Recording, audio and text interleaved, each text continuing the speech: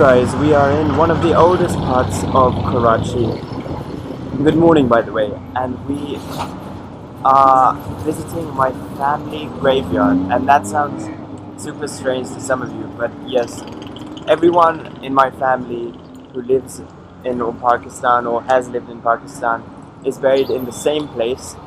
The graveyard was set up just in 1957, I think, 10 years after the partition, and it is in a place which is where, old Karachi started to grow out from. So this is where central Karachi would have been about half a century ago. But unfortunately, as you can see behind me, with all the rubbish, it has not been maintained at all, and that's a huge problem.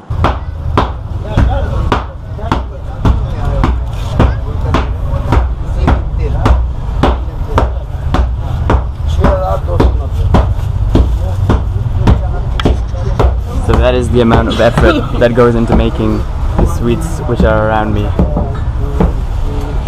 Safed til ke laddu, gajak, all of these sorts of things.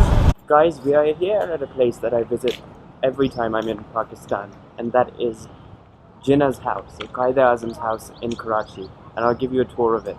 This whole section behind me used to be stables, so from there to there what used to be stables, and now they've been cemented in so they can house all the equipment that's used to maintain this place.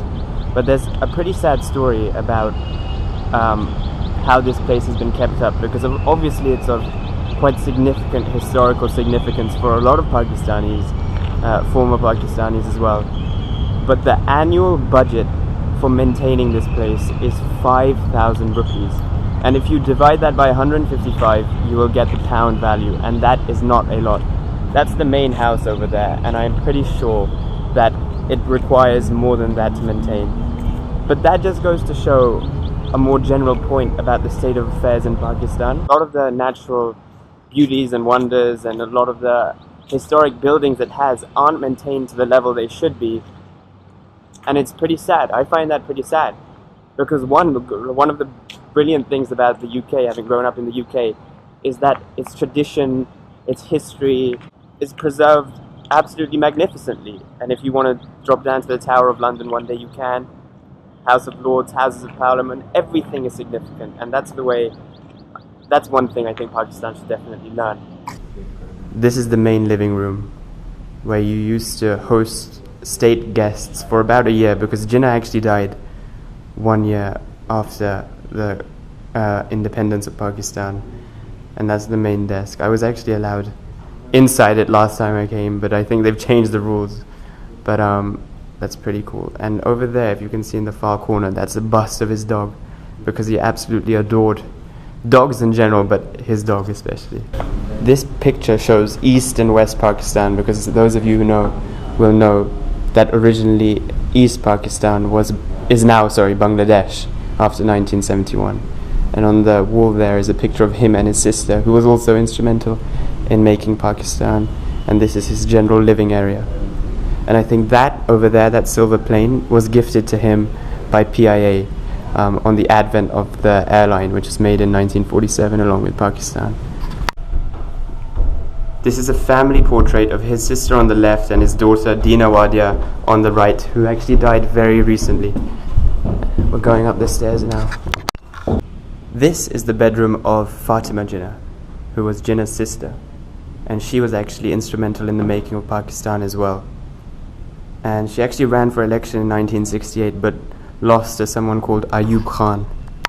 This is the bedroom of Muhammad Ali Jinnah, and there was a person who actually visited him in about 1948, came and saw this bed and started crying. And I know that sounds silly to probably a lot of you, but he started crying because this bed is actually made of straw underneath. The mattress is made of straw, and it's a single bed, and it's quite tough.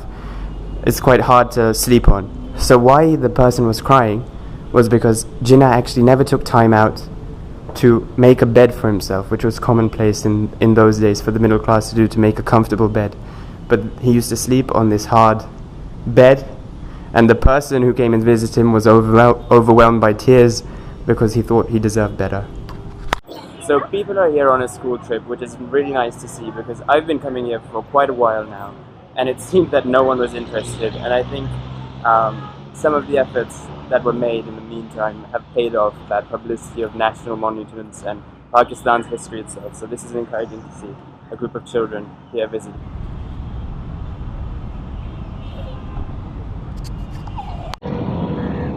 Guys, this is one of the final stops I'm making in Karachi, and it is also related to Muhammad Ali Jinnah, the founder of Pakistan. So the reason I'm super interested in the history of Pakistan and the history of India, as you've probably guessed from some of my vlogs, is that it's quite closely related to my family history.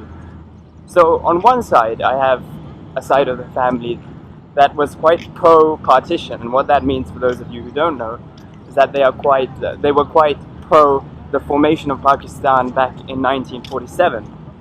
And then there's another side that were quite pro the preservation of India as one nation. They were part of the Congress Party that was headed by Nehru and Gandhi, and then the Muslim League, which was pro-partition, pro-Pakistan, was headed by Muhammad Ali Jinnah. And so I'm really fascinated by all three major figures in the partition story, and that's why I come to these places. For example, Quaid-e-Azam's house yesterday, and now his mausoleum, just because I love learning about it. I'm here standing in front of the mausoleum. It's absolutely huge, and there is a great view of the whole city from this angle. Guys, we are at the top. It took quite a bit of a walk to get up here. Fantastic view of Karachi from the top, which I guess is the point. I'm not sure if I can film inside because it's actually where his body is laid to rest.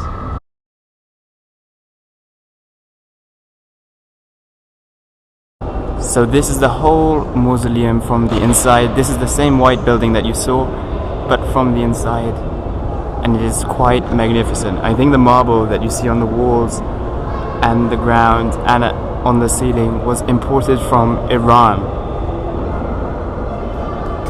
So as I hope you can see behind me, the gardens are absolutely beautiful, and it takes so much maintenance. I mean, in this climate, to maintain such plush green grass and plants is actually quite a feat, and hats off to whoever's gardening this place. So we are done with the tour of Quaid-e-Azam's Mazar, which is the mausoleum here in Karachi, and we are now heading home. And I think this was the final stop of my trip in Karachi, so I guess in a way this is goodbye Karachi.